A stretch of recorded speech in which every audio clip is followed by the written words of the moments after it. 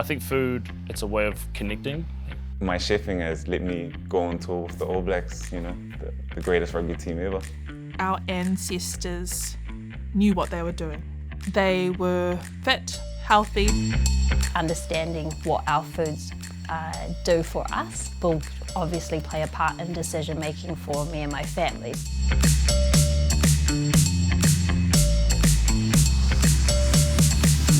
I got suing. You want suing?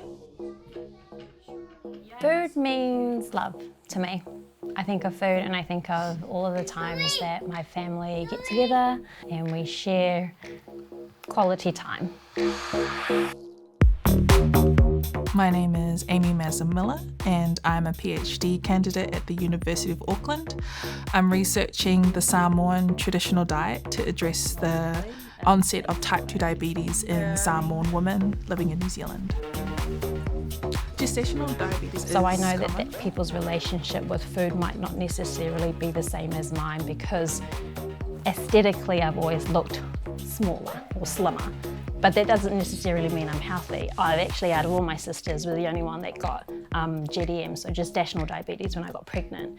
And if you were to go off the signs or the indicators that said that you might get type 2 GDM, my other sisters were probably ones that people would think, oh, they'd get it just by looking at them. The main causes are eating and lack of exercise, and research suggests genetics as well plays a role.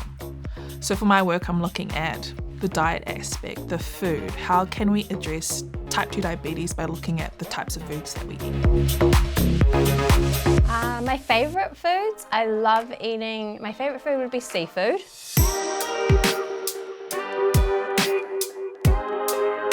My dad was a diver. Yeah, it all started from my dad. He was the main diver, and then I just used to follow him in the water. Now as a father of your own, do you feel like you are imparting the same kind of norms of love for water and seafood gathering on them? I hope so. They're still quite young, but that's definitely something that I want to give them because I sort of didn't, until I was older, realised what it had given me through my father. I really want them to enjoy that sort of side of things and see sustainable living from the ocean and how you don't actually have to spend any money. And it also teaches you some great lessons, I feel like, yeah. I work with athletes, I like for my tour. His favourite food is seafood as well. You can obviously eat the seafood for recommended, you know, dietary, nutritional kind of value for his rugby career. But he also does it for something else, and that's what I like about it, is that food has so many different stories and connects us not just physically and emotionally, but like for him, spiritually. When I step in the room, I'm the best dressed flexing. Add another body to my excellence. Blowing up my phone if it ain't about the money, I ain't answering the messages. Me and Kurt Eklund started a page called Bateman and Rodden. I always wanted to do something around the water, like diving and fishing. And speaking of Kurt, one Father's Day, I got given a GoPro, and then we just shot a video, and we were like, should we do this? And then Kurt was like, hey, let's do a fishing comp. I was like, yo, and I thought we were competing in a fishing comp. And then I see him, and he goes, yeah, look, I know this guy, we can do a whole template. And we were actually making a fishing comp, and then we sort of just grew from there. But it's just something for us because we both love the water. We both see the importance of it in our lives, and we sort of want to showcase that to the people. It's more ourselves, and we can just sort of have this little baby sitting on the side that we just feed our own energy into without it sort of hindering our actual jobs, which is, for me, fatherhood. It's so good for my mental health. Getting on the boat and fishing, also, we can sort of just get away from the world again and also just talk. It clears a lot of head noise. There's so many times we've just connected and come back. Man, you just come back and man, I love you, bro. So I love you too, man. Everyone is supposedly being advised to go back to what I would consider a traditional Samoan or Pacific diet. And then you get your, you know, when we talk about influences, you want to touch on the points of food that has been probably like fine dining version of our food. I love that too.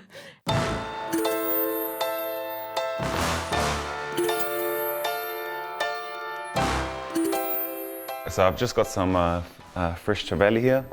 I've chopped up. It's a principal part of our oka, of course.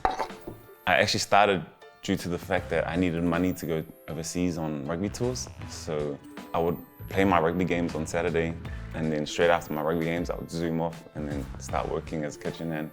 And the whole idea was I didn't want to burden my family with having to contribute to pay for my rugby tours. But it's quite ironic now, about 20 years later, my chefing has let me go on tour with the All Blacks, you know, the greatest rugby team ever. I mean, it makes me proud. I'm super stoked. To be honest, I wasn't looking at becoming a chef. It was never something that was in the cards for me. You know, it was a bit of serendipity that I landed in the kitchen. And I think it worked well because it gave me the chance to be artistic with food. So it was good for me physically, mentally. And then as I gradually stayed in the industry, I came to find that I was really good at it. But then it also gave me a structure of getting a pay every week and being able to contribute to family life. I find it really funny because I'm like, the food that I was told to eat as a GDM patient is actually the food that I would look at as what I would consider our traditional Samoan food. During the 1830s, the common foods that Samoan people were eating were the galo, the ulu, the breadfruit, the fa'i, banana, the coconut, new, and the yam, ufi, and fish. Primarily, our foods were pescatarian diet and would only have about 2 meals a day, generally 2 to 1 meals a day. First meal would be after coming back from the plantation, and then the last meal would be before sundown, so they needed the light to create the umu, cook their food as well. She actually is focusing on her research around type 2 diabetes. So because of my GDM, my chances are now higher than the general population of getting type 2 diabetes later in life. So I would love to hear more and learn about, well, then what can I do to not get type 2?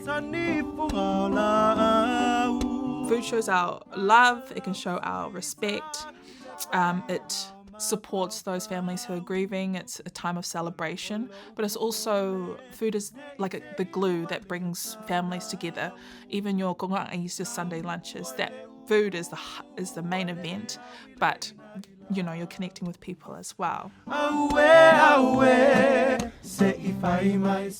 come from a family that have really good cooks.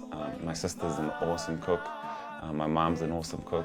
And it wasn't the most fanciest meals, but you know, it was the fact that there was so much love put into that food. Every night we would do local. I would be the one that would sing the song at the end. And I guess that whole thing of giving me structure really helped me to transition really well into a kitchen, especially when I became a leader. I think my whole Samoan heritage has really helped with my leadership. Our ancestors knew what they were doing. They were fit, healthy, they didn't have any type 2 diabetes or metabolic diseases that we have nowadays. So I believe that we can use some of that knowledge from our ancestors in the past and have some sort of variation of that today. What's your favourite food or meal and why? I guess chop suey. I guess it's just because I grew up with it, and especially the way my mom makes it. You know, every family goes, my mom makes the best one, my mom makes the best one. But yeah, my mom makes the best one.